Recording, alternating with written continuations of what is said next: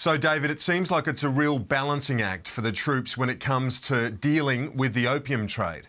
Look, it is, Kieran. We toured through a little village called Sork Magab in the Baluchi Valley and some of the farms around there, and literally almost everybody grows poppy there. Some of them grow 50-50 poppy and wheat, some of them just poppy, and their whole families are out there, the kids, the adults, tending these crops so carefully, one plant at a time.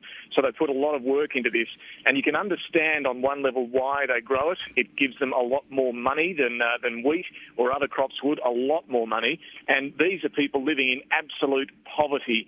You look in their homes, you look at the fact that they don't have a school, they don't have any health facilities, they don't have clean water in many areas. So you can understand why they need that money. And it also appears to be buying them some protection from the Taliban in some cases as well.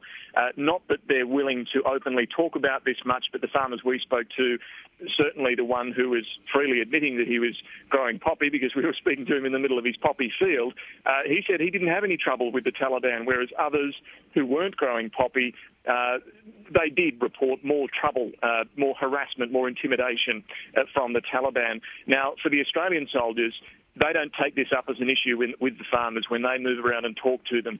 They simply say, what are you growing here? And then they ask them about what their needs are in the community for possible infrastructure projects down the track. They also talk to them about who the village elders are. They talk to them about where the local mosque is and other village details. Some of the information, they say, the Australian soldiers, does get passed up the chain to ISAF, the NATO-led International Security Assistance Force, and ISAF does have elements that are dedicated to dealing with poppy eradication. But you have to say, when you look at it on the ground, there's not much evidence of poppy eradication going on. They may be targeting those who buy the stuff, the so-called smugglers, as the farmers say, who buy their crops at the bazaar, at the local bazaar. But look, it is a very delicate issue. The Australian soldiers know that if they were to take a heavy-handed approach and start telling these farmers they shouldn't grow poppy, that's only going to undermine the local support they're working so hard to build. They need that local support. They need community acceptance of these foreign forces. They need their support also to dob in and weed out the Taliban and insurgent elements in that area. So it's a very sensitive issue and not one that seems to be progressing very far.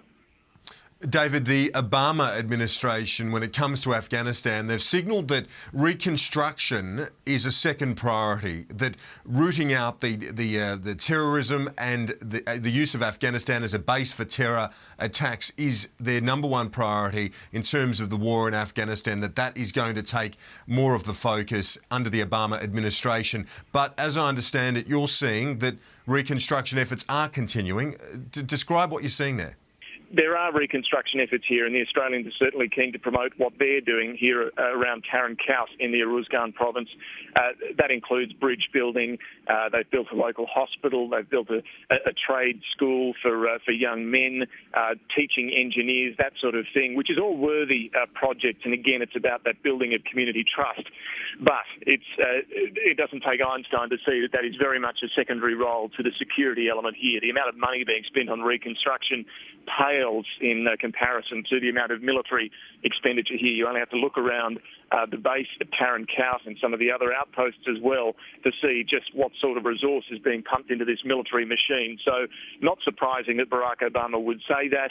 I think this has been clearly the policy for some time. They want to tackle the Taliban before, as a top priority before turning to reconstruction. But I think in the long term, this country needs so much reconstruction. We are talking about a huge amount of money to really bring it up to the sort of standards that we'd expect in some other countries around the world. This is absolutely third world stuff here.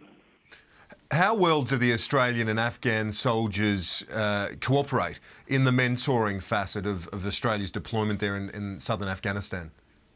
Look, it varies from place to place, and we've been touring around the last 4 or 5 days, most of the outposts where the Australians are in the Uruzgan province, and it does vary from base to base. At one base that we went to, there were significant difficulties between the half a dozen or so Australians based there as a mentoring team and the 50 Afghan soldiers. That's generally the sort of mix that you're looking at in these outposts, half a dozen Aussies to around 50 Afghan soldiers. They do work together on almost daily patrols. They sit down each day and look at maps and plan what they're going to do. But there is a lot of frustration on the part of some Australian soldiers at the lack of commitment from some of the Afghan army soldiers to undergo training. Many of these Afghan soldiers have been fighting in one form or another for 20 or 30 years. We've spoken to some who fought with the Mujahideen back in the 1980s. We spoke with some who fought with the Russian-backed government against the Mujahideen. So these guys have seen war. They've fought against the Taliban in some cases with the Northern Alliance. Now they're in this fledgling outfit, the Afghan National Army. And some of them don't want to take advice from what are mainly young Australian soldiers, young Australian officers, maybe a few years out of their own officer training, telling them how they should be fighting a war. So that does present difficulties. In other areas, though, there's better cooperation, and we saw that at another base, Kudus, where there is clearly gains being made there in terms of the relationship between the Australian and Afghan soldiers, and indeed in terms of the security on the ground in that village around that particular base. Well, David, just finally, of course, the Prime Minister is heading to Washington within the next few weeks. As we've been reporting, we're expecting that Barack Obama is going to be requesting more Australian troops in Afghanistan. Are you hearing anything on the ground there about the prospects of more Australian troops in Afghanistan? Look, senior officers are fairly guarded when you ask them about this. They know that this is a political issue and a political decision. But certainly the younger officers you talk to who are out there leading these mentoring teams out in the field, I think they're all pretty keen for more Australian troops to be sent in. Now, I mentioned the frustration some of them are feeling with the Afghan soldiers, particularly when they go out and patrol. The point they're making is that a lot of Australians don't understand that these are regular soldiers.